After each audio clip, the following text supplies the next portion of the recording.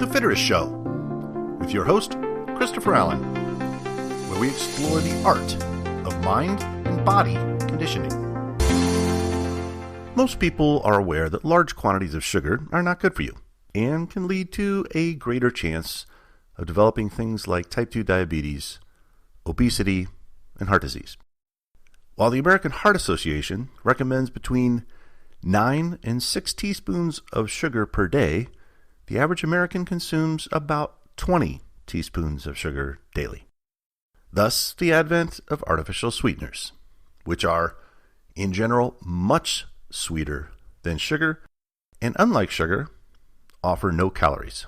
But are these sugar substitutes healthier overall? And are they a good long-term replacement for sugar? Let's dive in. There are a lot of people that have a sweet tooth. Much of that sugar consumption, though, comes from things like sugary cereals, sodas, sweetened drinks, snacks, processed and sweetened cookies, pastries, ice cream, etc. It's a long list. But sugar, what is it? Let's take a step back. The main types of sugar are sucrose, lactose, and fructose. Common table sugar is typically sucrose, which is extracted from cane or beets. Sugar is added again to many foods, many drinks, many desserts to sweeten the flavor.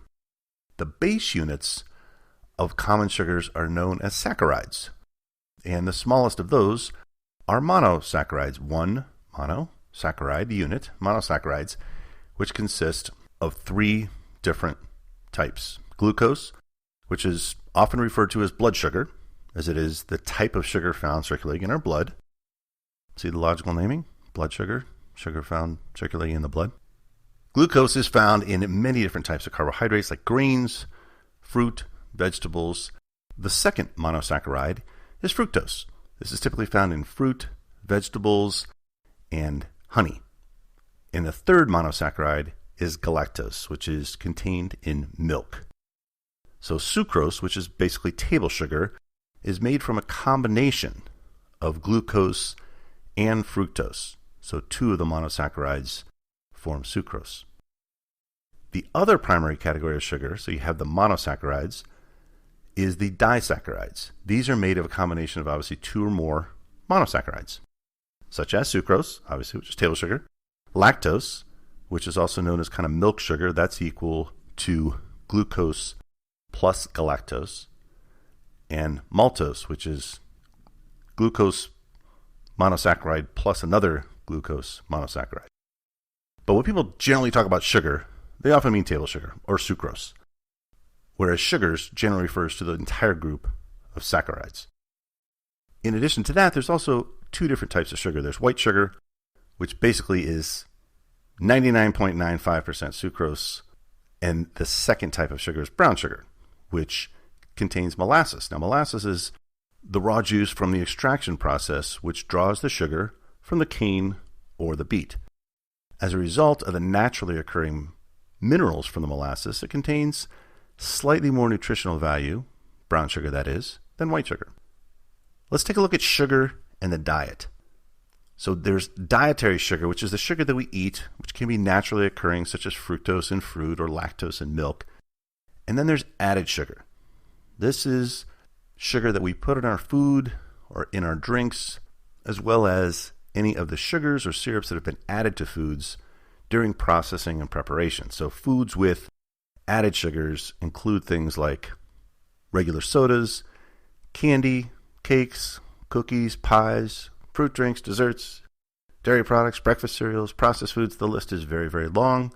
Almost everything in the grocery store, believe it or not, has added sugar. Not everything, but it is a wide swath of products.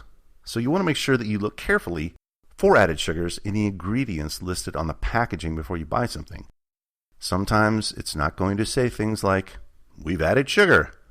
They'll do things to kind of hide those in the ingredient list, but you look for things like maltose, high fructose corn syrup, molasses, cane sugar, corn sweetener, raw sugar, syrup, honey, fruit juice, concentrates. All of those are added sugar.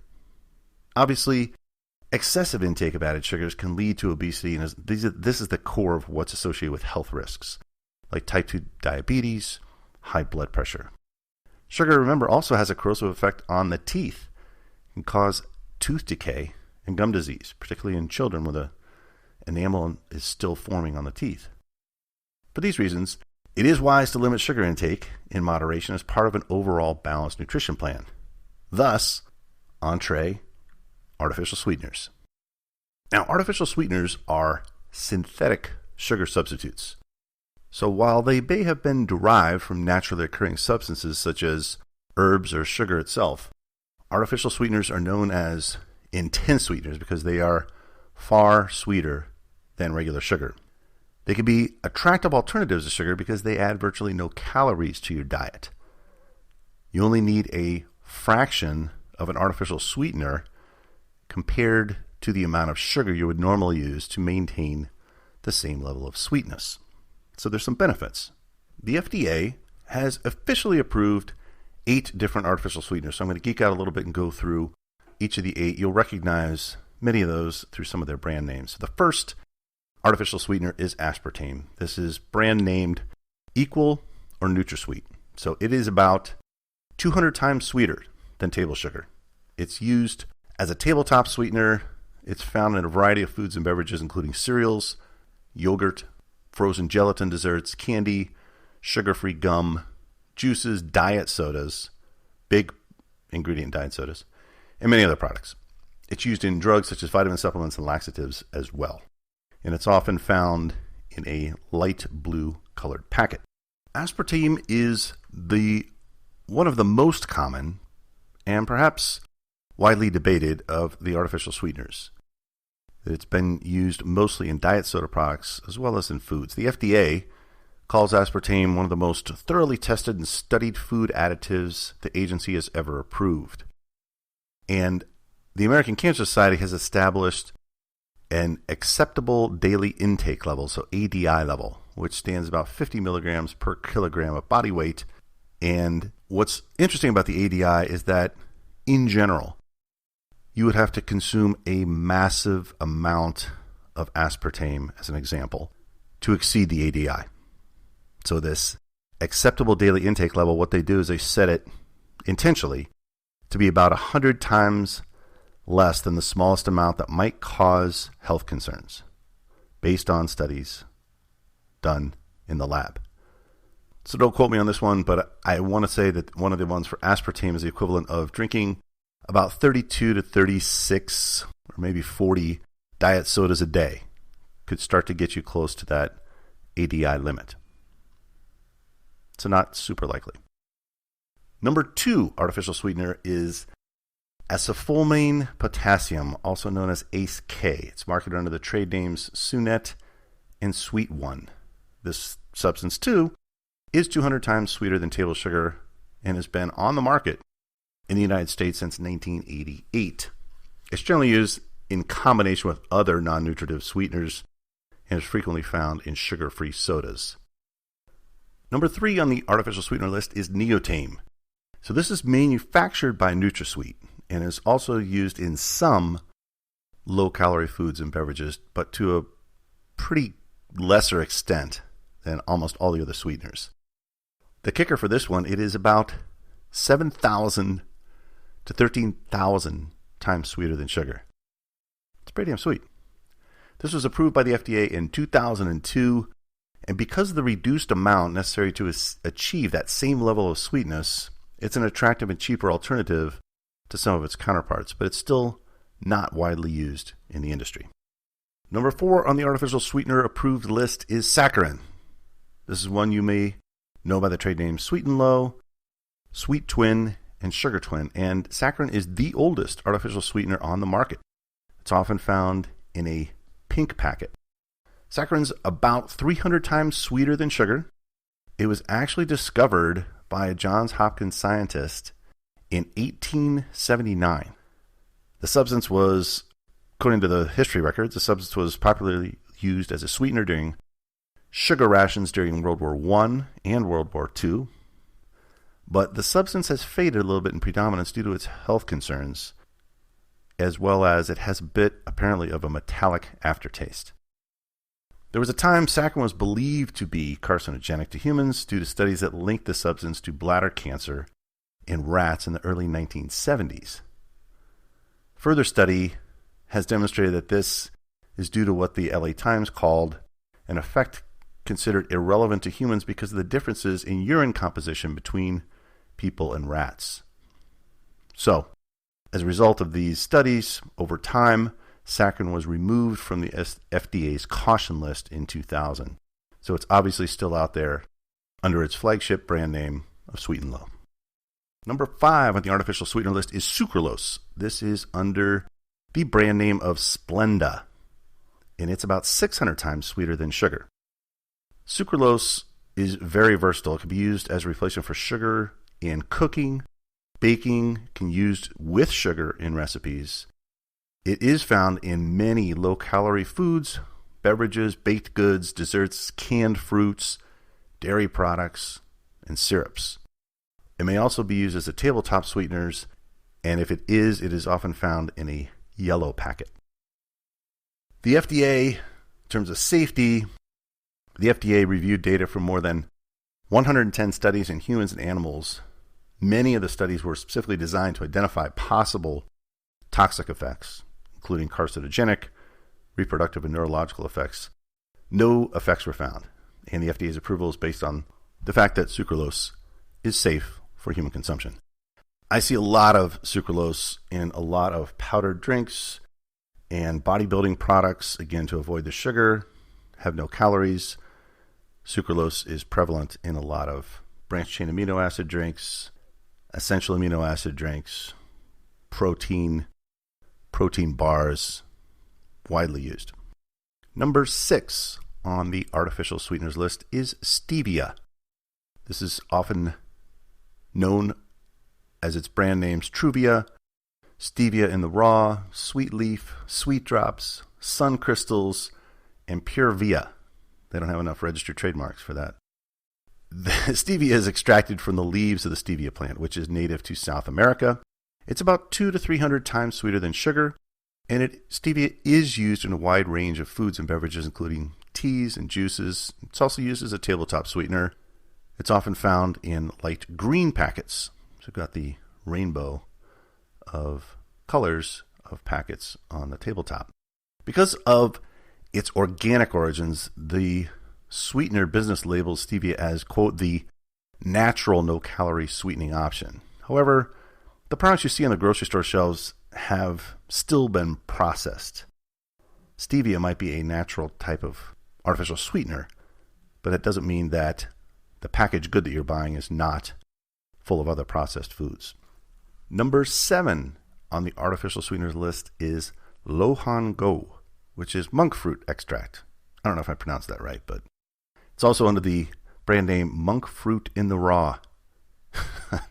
Love to know who comes up with these names. Anyway, it's a natural sweetener made from crushed monk fruit.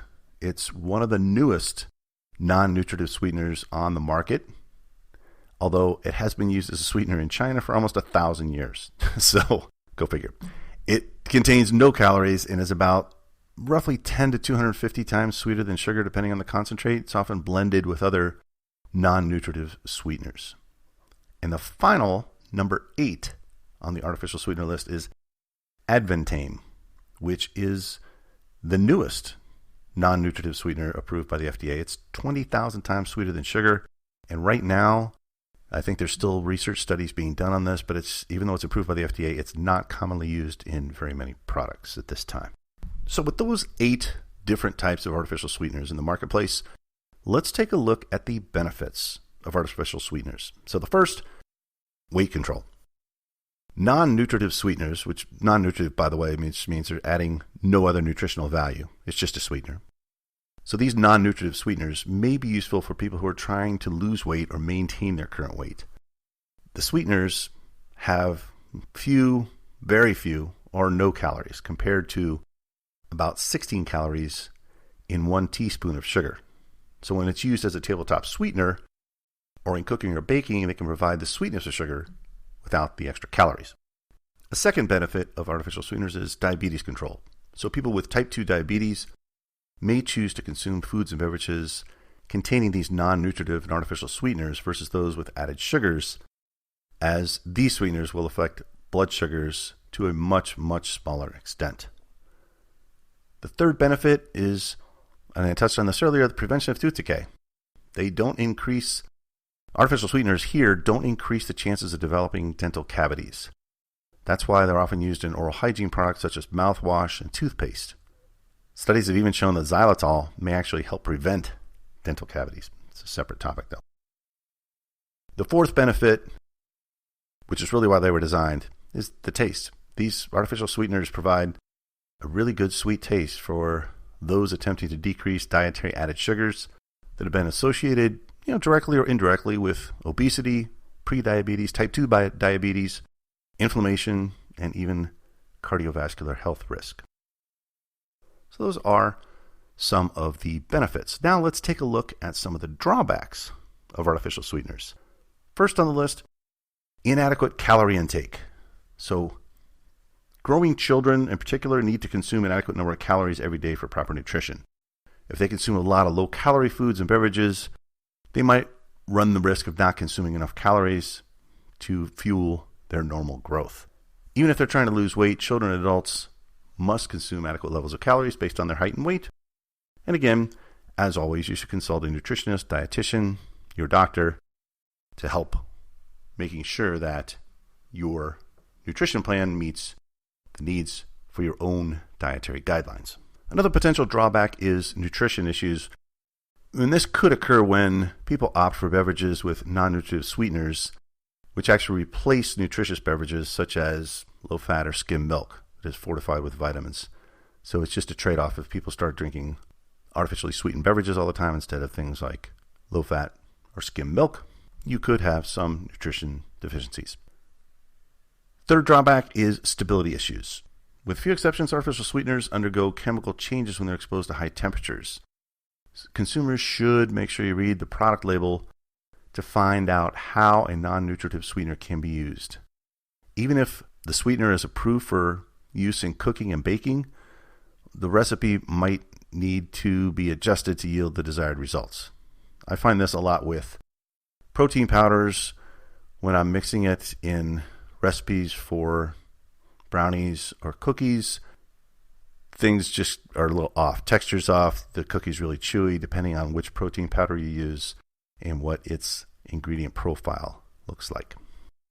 From a safety perspective, FDA-approved sugar substitutes are considered generally safe in the amounts that people typically eat or drink. Again, the FDA has set this acceptable daily intake, the ADI level, for each non-nutritive sweetener approved for use in the United States. Again, that ADI is the maximum amount of sweetener that can be consumed each day over a lifetime. So it's not once a week, it is over a lifetime on a daily basis without causing health risks. And again, it's virtually impossible for the average consumer to exceed the ADI based on any coherent normal consumption levels for low-calorie foods and beverages. If you're drinking 32, 40 cans of diet soda a day, you got other issues. This will be one of them, though. One notable exception to the list is the use of aspartame, NutraSweet, for people that have been diagnosed with phenylketonuria, which is abbreviated PKU. And that's a disorder in which the body lacks the enzyme that breaks down an amino acid called phenylalanine. So unless the person avoids those foods that contain phenylalanine, it can accumulate in the body and cause damage to the brain and central nervous system. So clear warning, aspartame NutraSweet for those that have been diagnosed with phenylketonuria, PKU.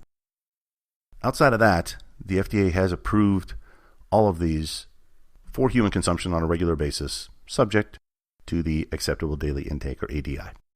So in summary, sugar, unfortunately, is not as healthy as it is delicious.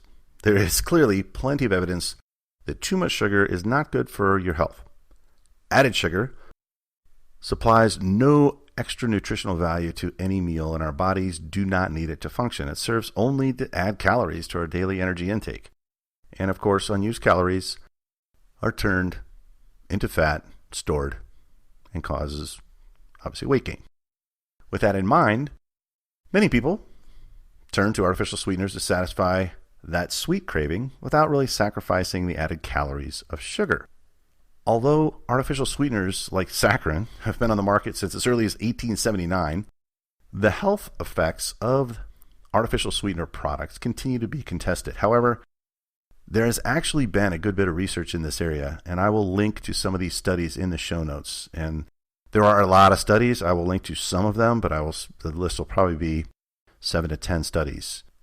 As an example, sucralose alone has been the subject of more than 110 scientific studies over 25 years. And the results are supported by the American Diabetes Association and the American Heart Association. So, in general, there's a lot of research in this area. When choosing sugar substitutes, it pays to pay attention and be a savvy consumer. Artificial sweeteners and sugar substitutes can help with weight management, but they are not just a magic bullet. And like with anything, should generally just be used in moderation. And remember, food that is marketed as sugar-free is A, not calorie-free, and B, could easily still contain a lot of processed ingredients and be bad for you and could easily cause weight gain.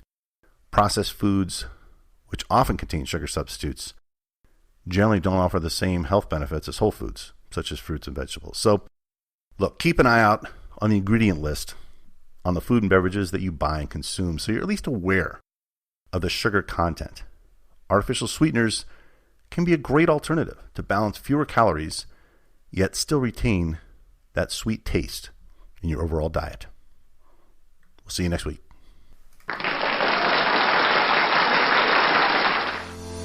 With that, I'd like to thank you for taking the time to listen to The Fitterist Show. You can follow us on Instagram at FitteristMindBody and on Twitter at FitteristMind. If you enjoyed this episode, please send it to a friend or subscribe to make sure you don't miss any future episodes of The Fitterist Show. My name is Christopher Allen, and make it a magical day.